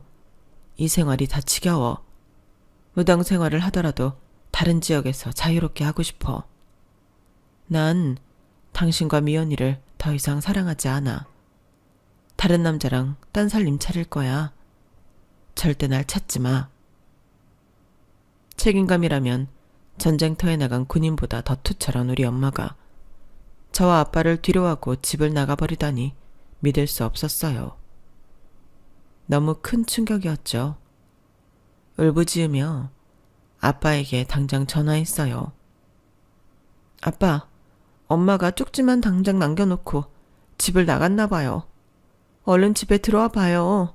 큰일 났어요. 곧 아빠가 왔고 아빠는 당장 경찰에 신고했어요. 경찰 대동하에 우린 다 같이 집 밖에 설치된 CCTV를 확인했어요. 그런데 엄마는 이 집을 제 발로 걸어나간 게 아니더군요. 아빠 말에 의하면 그 쪽지조차 엄마의 필체가 아니었어요. 누가 썼는지는 뻔할 뻔짜였죠. 엄마는 거의 끌려나가다시피 구급차에 실려 어디론가 급히 갔어요. 뒤에서 할머니가 팔짱 끼고 노려보는 것까지 CCTV에 찍혀 있었죠. 멍청한 할머니의 어설픈 계략이었던 거예요. 아빠는 경찰을 돌려보내고 할머니를 당장 소환했어요. 엄마, 미연 엄마 어딨어요? 엄마가 미연 엄마를 구급차에 실어서 어디로 보내버린 거예요? 대체 미연 엄마 어딨어요? 당장 사실대로 말해주지 않으면 나 진짜 가만 안 있을 거예요? 뭐야? 너 이 엄마한테 대드는 거냐? 너 와이프한테 미쳐서 자꾸 까불면 엄마랑 아버지가 너한테 유산 한 푼도 안 물려주는 수가 있어. 이 세상에서 가장 중요한 게 돈이야. 돈 없으면 너 어떻게 살려고 그렇게 눈을 희번떡거리며 뻗대? 엄마, 나 돈 필요 없어요. 오늘부로 나 엄마랑 절연합니다. 자식 없는 셈 치세요. 양자를 드리던가 마음대로 하라고요. 얼른 미연 엄마 어디 있는지만 말해요. 나 미치는 꼴 보고 싶지 않으면 얼른 말하라고요. 할머니는 분함에 부들부들 떨면서 쪽지에 대충 전화번호 하나를 적어서 던지시더군요. 신병인지 무당인지 그거 다 망상이고 정신병이다. 정신병 걸린 년을 정신병원 가서 먹여주고 재워주며 치료해주겠다고 보낸걸 뭐 그리 대단한 일이라고 길길이 날뛰냐? 참네. 참으로 어이없죠. 할머니가 며느리인 우리 엄마를 정신병원에 강제로 감금시켜버린 거예요. 저와 아빠는 당장 엄마를 데리러 해당 정신병원으로 찾아갔어요. 그리고는 바로 빼내왔죠. 엄마, 우리 엄마 미치지 않았는데 왜 여기 와 있어? 아빠가 할머니랑 할아버지 다신 안 보겠다고 했어요. 이제 그런 악마 같은 사람들 보지 말고 우리 가족끼리 행복하게 살아요. 그래, 미연아. 엄마가 다시는 미연이랑 아빠 못 보는 줄 알았어. 너무 무섭고 외로웠는데 이렇게 찾아와줘서 고마워. 다 이 엄마가 부족한 탓이야. 우리 미연이 말대로 우리 가족끼리 똘똘 뭉쳐 잘 살아보자. 돈이 뭐가 중요해. 가족이 행복하게 살면 됐지. 원래도 엄마한테 잘해주던 아빠였지만 그 순간부터 정말 엄마를 공주 대접해준 것 같아요. 지금 이 순간까지도 말이죠. 아빠는 본인이 했던 말대로 할머니 할아버지와 연을 완전히 끊고 독립해 나왔어요. 대궐 같은 집에서 따뜻하게 살다가 한순간에 단칸방 사글세 신세가 되고 말았죠. 하지만 지금 생각해보면 그때 당시가 가장 행복했던 것 같아요. 제일 가난했지만 말이죠. 얼마간은 엄마의 무당 수입으로 우리 세 가족이 먹고 살아야 했어요. 아빠가 곧바로 직업을 찾진 못했거든요. 허허벌판 사막에 홀로 서 있는 느낌이었을 거예요. 항상 할아버지가 시키는 일만 하다가 스스로 돈 벌 일을 찾으려니 쉽지 않았겠죠. 피역 관련 일에 그나마 익숙했겠지만 그쪽 분야의 일을 또다시 하는 건 싫어했어요. 이제 가죽 냄새만 맡아도 토할 것 같아. 엄마 아버지의 자취가 조금이라도 묻어있는 분야에선 일하기 싫어. 내가 좋아하는 일 할 거야. 체면이고 뭐고 상관없이 말이야. 아빠가 관심 있던 분야는 바로 사설 탐정이었어요. 그때만 해도 흥신소라고 불릴 때였죠. 저와 엄마는 아빠의 일을 적극 지지해줬어요. 우리 세 가족은 늘 그렇게 서로를 지지해주고 응원해주며 살아왔어요. 제가 전문대를 졸업하고 메이크업 아티스트가 되고 싶다고 했을 때도 반대 없이 응원해 주셨죠. 우리 세 가족은 각자의 길을 찾아 열심히 살았네요. 우리가 할머니 할아버지의 그늘에서 벗어나 자유를 되찾은 지 10수년이 흐르고 어느 날인 것부터 엄마가 좀 이상한 얘기를 꺼내셨어요. 미연 아빠, 어머님이랑 아버님한테 한번 찾아가 봐야겠어요. 아무래도 몇 주 전부터 계속 성난 불이 보여. 너무 끔찍하고 잔인한 불 말이야. 내 육신이 땅끝까지 꺼지는 기분이고 자꾸 꿈에 어머님 아버님이 나타나. 안 좋아도 너무 안 좋은 징조 같아. 얼른 찾아가 봐요. 그러나 이미 10수년 동안 연락을 끊고 살았던 아빠는 거절했어요. 싫어. 나 없이도 우리 엄마 아버지는 잘 사실 거야. 비역 사업도 잘 되고 있을 거고 그 놓친 애들 아마 나 만나면 또 당신이랑 이혼해라 어쩌라 하실 거야. 보통 내기 분들이 아니니 말이야. 그냥 암몽이겠지. 신경 쓰지 말아요. 당신 너무 과로해서 그럴 수도 있어. 요즘 당신 찾는 손님들이 가득이잖아. 쉬엄쉬엄 해요. 그리고는 며칠 후 경찰이 아빠에게 연락해왔어요. 할아버지가 하던 피역 사업은 거의 사양길에 접어들었고 딱 하나 남은 게 생산공장이었는데 그마저도 큰 화재로 다 타버렸다고 하더군요. 할아버지는 그 화재 속에 공장 내에 금고니 뭐니 돈 되는 걸 찾으러 들어갔다가 그만 나오지 못하고 돌아가셨다고 해요. 그놈의 왼수 같은 돈 때문에 모든 걸 잃어버리신 거죠. 할아버지의 본인이 목숨까지 말이죠. 그 소식을 들은 아빠는 현장에 가서 할머니를 모셔왔어요. 할머니 할아버지는 대궐 갔던 집도 다 뺏기고 공장 한켠 기숙사를 개조해서 살고 계셨기에 오갈 데 없는 실정이었죠. 할아버지까지 돌아가시고 모든 걸 다 잃었다는 상실감과 충격에 할머니는 정신줄을 놓으셨더군요.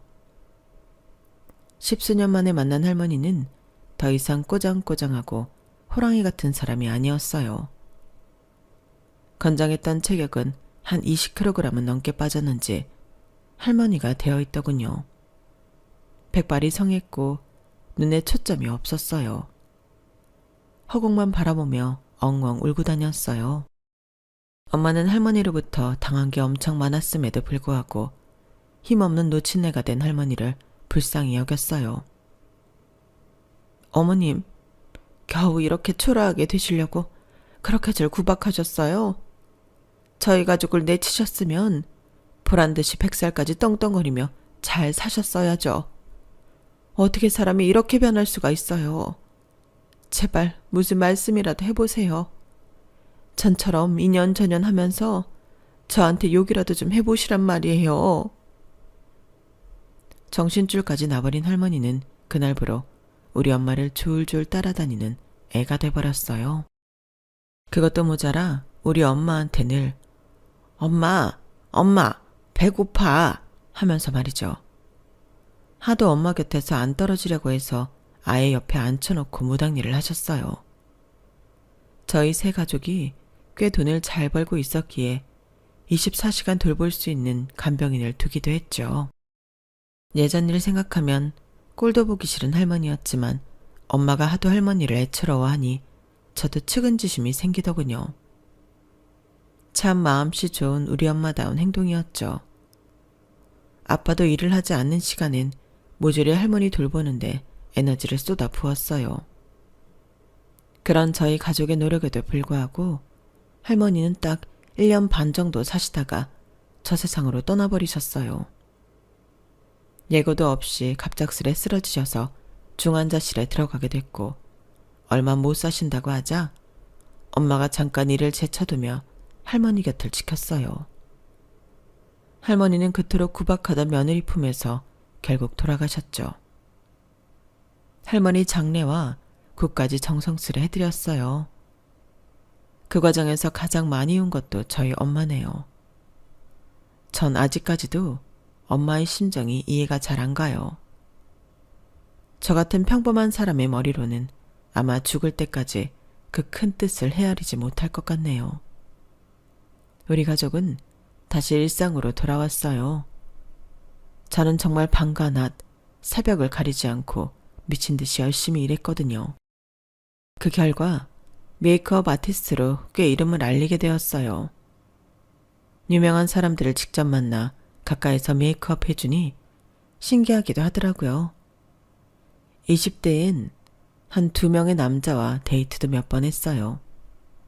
그런데 제 일이 프리랜서다 보니 일하는 시간도 일정치 않았고 일 욕심이 있다 보니 남자와 데이트하는 시간 자체가 좀 아깝게 느껴지더군요. 그러다 보니 진지한 관계로 발전할 수가 없었죠 뭐. 그렇게 30대가 되자 약간 똥줄이 타기 시작했어요. 비혼주의도 아니고 아이 2, 3 정도 낳고 행복한 가정 꾸리며 살고픈 꿈이 있었거든요. 그런데 현실은 맨날 눈 뜨면 일만 하러 다니니 이러다 노처녀로 늙어 죽는 게 아닌가 싶었어요. 그때부터 제가 일을 열정적으로 했듯이 결혼할 남자도 열정적으로 찾았던 것 같아요.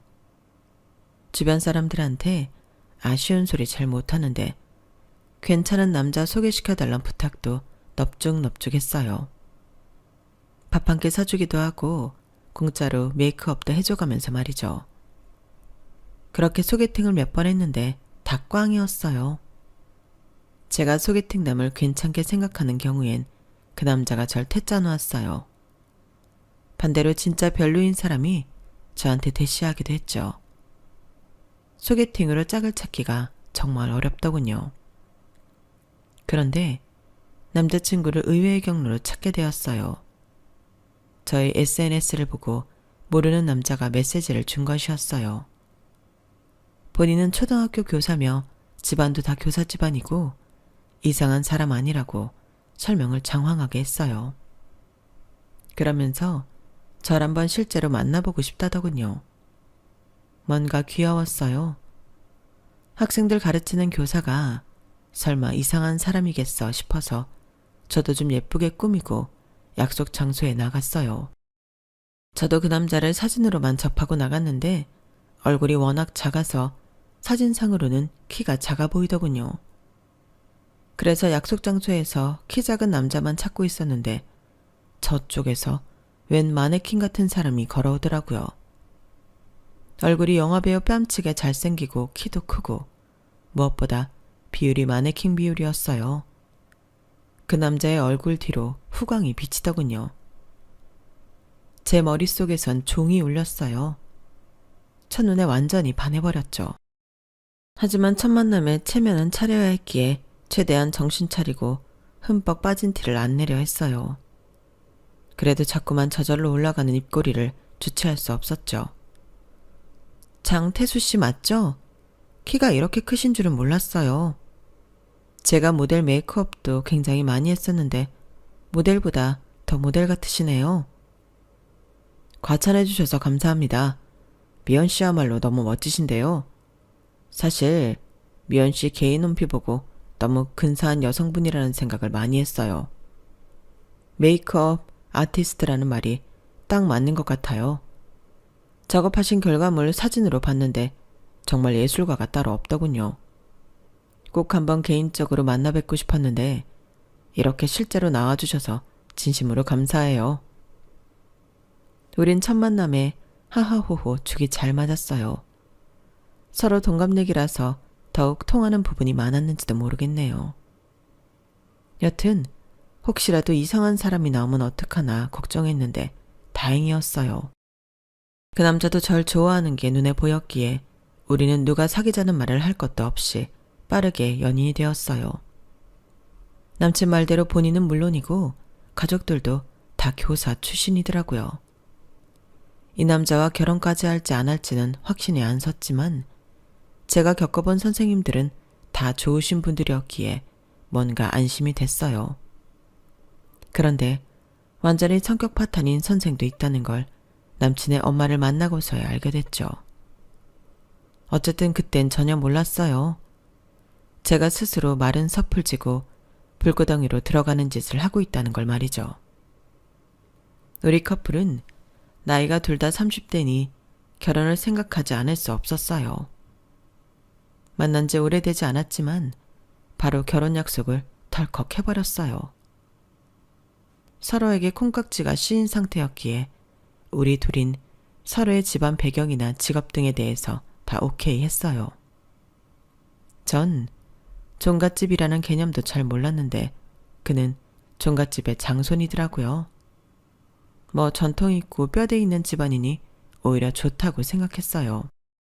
실제로 종갓집 며느리가 돼보니 아주 죽을 맛이었지만 뼈저리게 후회할 땐 이미 늦은 상태였죠.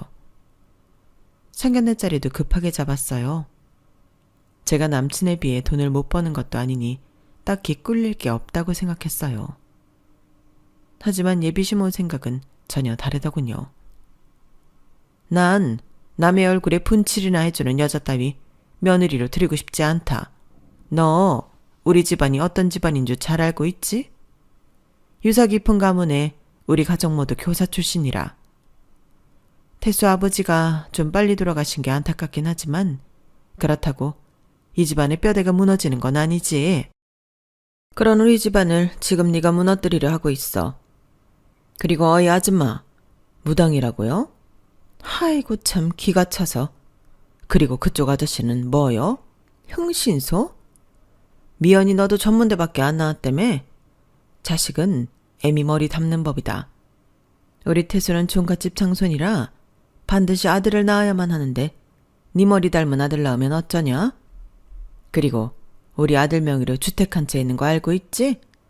그건 어리고 지금 우리 아들이랑 결혼하려는 거 아니냐? 요즘 세상에 집해오는 남자 흔치 않잖냐? 전 예비시모의 이야기에 어이가 없었어요. 예비시모가 언급한 남친 명의로 된 집은 정말 다 쓰러져가는 코딱지만한 주택이었거든요. 한 2, 3억이나 하려나? 하여튼 고급 주택은 전혀 아니었죠. 게다가 우리 엄마 아빠를 어이, 아줌마, 아저씨라고 부르는 무례한 태도하며 여러모로 분노가 치밀어 올랐어요. 이 결혼이 이 자리에서 파탄나도 좋다고 생각하며 받아쳤죠. 어머님, 저희 부모님한테 아줌마 아저씨가 뭔가요? 어머님 교사였다면서 이렇게 교양 없이 나오실 거예요, 정말? 저 정말 열심히 살았습니다. 사회에서 충분히 인정도 받고 수입도 태수 씨보다 높아요. 그런데 제가 왜 이런 취급을 받아야 하죠? 이 결혼 안 하면 그만입니다. 엄마 아빠 일어나세요. 집에 갑시다. 전 아빠와 함께 먼저 휙 나와버렸지만 엄마는 예비시모에게 다가가 웃음에 연락처를 묻더군요. 본인도 화가 날 법도 한데 역시 우리 엄마는 정말 대인배였어요. 남친이 우리 가족을 쫓아와 어떻게든 다시 대화해보려 했지만 전 마음의 문을 닫아버렸어요. 그런데 남친이 그 이후에도 계속 매달렸고 무엇보다 예비 시모가 제게 호의적으로 변했더군요. 남친과 남친 엄마가 저희 집 앞에서 절 기다리며 웃는 얼굴로 사과까지 하더군요. 남친 엄마의 180도 달라진 반응이 너무 어색했지만 한편으론 놀랍기도 했죠. 예미연아, 안사돈이랑 얘기 잘 맞췄다. 그땐 내가 좀 너무했지? 이제 그만 섭섭해하고 다시 우리 아들하고 결혼 잘 추진해봐. 이왕 이렇게 된 거 인연이다 생각하고 며느리로 인정해 줄 테니? 저희 엄마가 어떻게 예비시모를 구워 삶았는지 궁금해지더군요. 엄마한테 여쭤봤지만 말해주지 않았어요. 어쨌든 찜찜한 마음을 뒤로한 채 저 또한 아직 남친을 사랑하는 마음이 있었기에 맞바람에 개눈 감추듯 얼른 결혼식까지 마쳤어요. 혼인신고도 하고 말이죠. 메이크업 아티스트라서 일을 하면서 종갓집 며느리 역할까지 하는 건 정말 고된 노동이었어요. 좁은 집에 손님들은 왜 그리도 많이 오는지 하도 많아서 누가 누군지도 모르겠더라고요. 얼굴도 모르는 죽은 조상 제사를 지내다가 사람인 제가 죽게 생겼더군요. 그래도 아직은 신인 며느리이니 책 잡히지 않으려 최선을 다했어요. 종갓집 며느리인 절 보는 시댁 쪽 친척들마다 매번 하는 소리가 똑같았어요. 그래서 장소는 언제 보여줄 건데? 꼭 아들 낳아야 한다. 종갓집에서 딸 낳아봤자 쓸모도 없는 거야. 결혼한 지 언젠데 아직도 애가 없어. 꼭 기억해라. 고추 달린 아들이다 아들. 그놈의 아들 타령 정말 지겨웠어요. 하지만 자꾸 주변에서 쪼아대니 저도 아기를 빨리 갖고 싶은 심정이었어요. 생각보다 아이 갖는 게 어렵더군요. 그때쯤에 시모도 엄청 쪼아대고 있었기에 그 또한 스트레스였죠. 에휴, 20대 며느리를 데리고 왔어야 하는데 30대 며느리를 들였더니 이렇게 애가 안 생기네 그려. 총갓집 체면이 말이 아니다. 너 때문에. 니네 엄마 용한 무당이라며. 니네 엄마한테 가서 굳이라도 버리던가 해서 애 좀 만들어 와봐라. 이럴 때라도 써먹어야지. 니네 엄마도 또 뭐하냐? 혹시 무당이라고 사기치고 다니는 건 아니고? 제 욕은 참아도 우리 엄마 욕하는 건 못 참겠더라고요. 어머님, 왜 가만히 있는 우리 엄마 욕해요?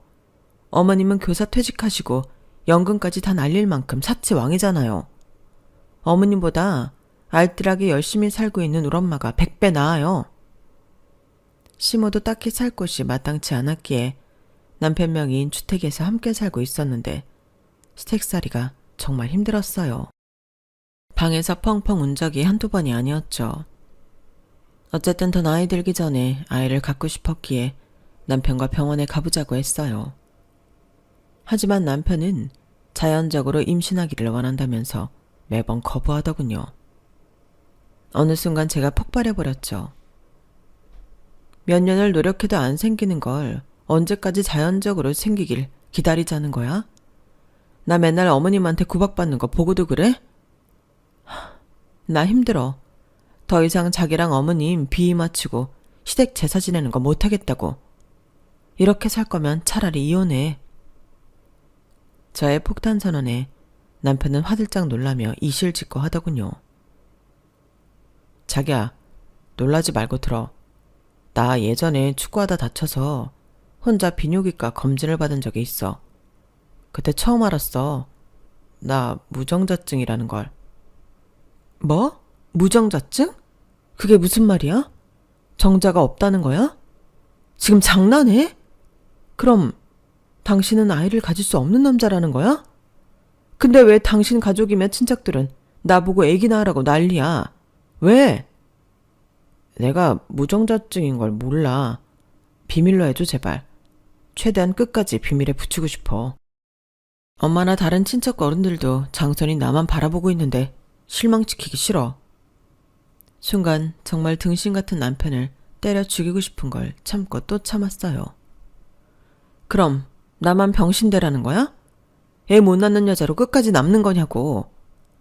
나 구박받는 거 보고도 비밀에 붙이라는 말이 나와?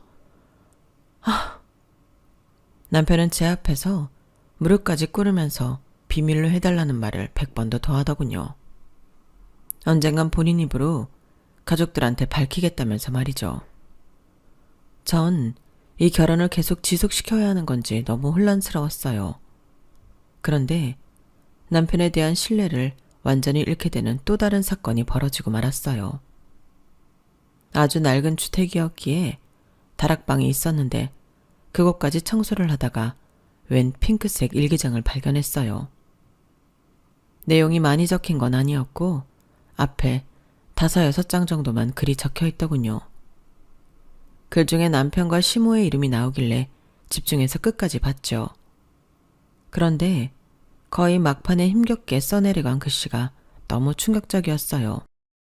내가 병으로 다 죽어가는 마당에 남자친구와 그의 엄마는 내게 남은 이 집을 뺏어갈 궁리만 하는 것 같다. 그들은 악마다. 내 어린 동생도 고아원에 보냈다고 한다. 내가 조금의 힘이 남아있다면 이 집을 내 동생 앞으로 남기고 싶은데 숨 쉴 힘도 없다. 슬프다. 그녀가 남친이라 칭한 사람은 바로 내 남편 장태수였고 그의 엄마는 내 시모였어요. 이 코딱지만한 집을 아픈 여친에게서 빼앗았던 거죠. 다 죽어가는 여친의 어린 남동생은 고아원에 보내고 말이죠. 정말 악마가 따로 없었어요. 전 이 내용을 남편에게 바로 물어보지 않고 일단 사설 탐정 일을 하는 친정아빠에게 알렸어요. 아빠, 지금부터 내가 하는 말 잘 듣고 이 집 관련돼서 장서방의 죽은 전 여친과 어떤 일이 있었는지, 고아원에 버려졌다는 그 남동생은 지금 어디 있는지 좀 파악해 주세요. 부탁드려요.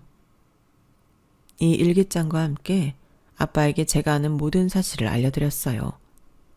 몇 주 후 아빠는 모든 사건의 전말을 다 파악해서 알려주셨어요. 그리고 전 이 악마 같은 모자와 모든 걸 다 끝내버리기로 결심했어요. 마음이 참 아프고 힘들었지만 확고하게 결심이 서니 차라리 낫더군요. 이 더러운 족속들과 함께 사느니 이혼녀가 되어 당당하게 혼자 사는 게 나을 것 같았죠. 그런데 친정엄마의 환갑이 다가오고 있었어요. 일단 제 개인적인 사정은 뒤로 미룬 채 엄마 아빠를 모시고 제주도로 여행을 다녀오기로 했어요. 여행 간 자리에서 친정엄마에게도 모든 걸 털어놓으려고 했거든요. 친정엄마는 보나마나 이혼을 극구 말리시겠지만 전 더 이상 선택의 여지가 없었죠. 공항에 가기 위해 캐리어를 들고 나가려고 하는데 시모가 쑥 튀어나오더니 한마디 쏘아붙였어요. 야, 전현이 미쳤나? 너 제사인데 상은 누가 차리라고 여행을 쳐간다는 거야? 다 늙은 내가 혼자 쎄빠지게 고생하라는 거냐? 나쁜 것. 그러자 남편이 옆에서 맞는 말이라며 고개를 끄덕이더군요. 전 그 길로 속사포로 랩을 하듯이 다 질러버렸죠. 교사 출신이었다면서 며느리한테 아직도 인연전연합니까? 엄니한테 가르침받은 학생들이 불쌍하네요. 그리고 이 집 원래 주인 누구였어요? 김경숙, 당신의 전 여친. 아파서 죽어간 당신 전 여친 경숙 씨의 명의 뺏어서 자리 잡으니 좋더냐? 그리고 그 동생 김경철은 고아원에 갖다 버렸다며? 전 여친이 죽으면 이 집 명의를 그 남동생한테 줬어야지. 왜 당신들이 여기 둥지 틀고 있는 건데? 이 나쁜 인간들아. 어머니 귀한 아들의 충격적인 비밀 하나 알려줄까요? 당신 아들 정자가 하나도 없답니다. 그렇게 맨날 고추고추 하더니 아들 고추 속에 정자가 하나도 없다는데 내가 무슨 수로 애를 임신해요? 종갓집 대를 잇는 게 그렇게 중요하다면 이미 아들 하나쯤 딸린 여자한테 재혼을 시키든 마음대로 하시죠. 난 이제 이 집안과 인연 끊겠습니다. 아참, 이 집은 내가 돈을 퍼 부어서라도 법적으로 경숙 씨 남동생한테 돌려놓을 테니 기대하시라고요. 전 마당에 침을 퇴 뱉어버렸어요. 특히 시모가 난리가 났죠. 야 아들아, 정자가 없다니 무슨 말이냐? 완벽한 우리 아들이 그럴 리가 없다. 그럼 우리 집안은 대체 어떻게 되는 거냐? 그리고 저기 집에는 경숙이에 대해 어떻게 알고 있는 거냐? 네가 말했냐? 아휴, 이 썩을 놈아. 저기 집애가 이 집까지 다 뺏는다잖냐. 얼른 가서 말려봐라.